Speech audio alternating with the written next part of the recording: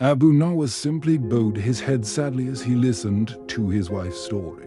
This morning, several royal workers, on the king's direct orders, had digged the house apart and continued digging uncontrollably. They said that last night, the king had dreamed that priceless gold and jewels were buried beneath Abu Nawas' house. But after they continued digging, they found none.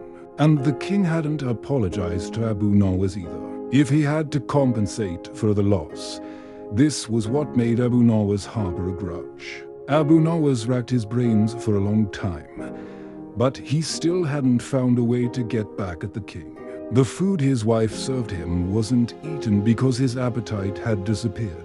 Night fell, but Abu Nawas still didn't move. The next day, Abu Nawas saw flies swarming over his spoiled food. He suddenly laughed cheerfully. "Please get me a cloth to cover my food and an iron bar," Abu Nawas said to his wife. "For what?" she asked, surprised. "To repay the king," Abu Nawas said curtly.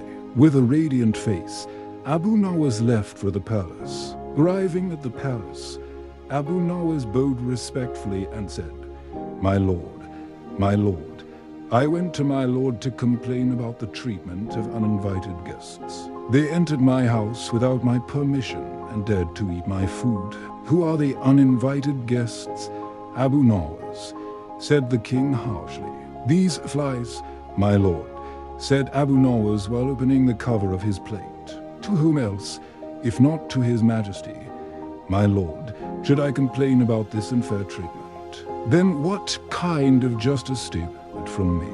I only want written permission from his majesty himself so that I can freely punish the flies." The king could not avoid rejecting Abu Nawas' request because at that time the ministers were gathering at the palace. So, the king was forced to write a permit, allowing Abu Nawas to swat the flies wherever they landed.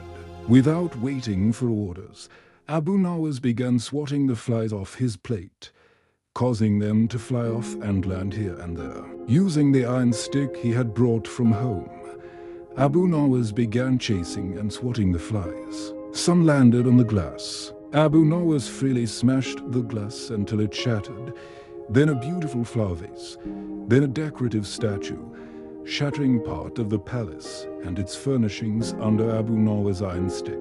Abu Nawas even felt no shame in swatting a fly that happened to land on the king's water jar. The king could do nothing but realize the wrong he had done to Abu Nawas and his family. Satisfied, Abu Nawas excused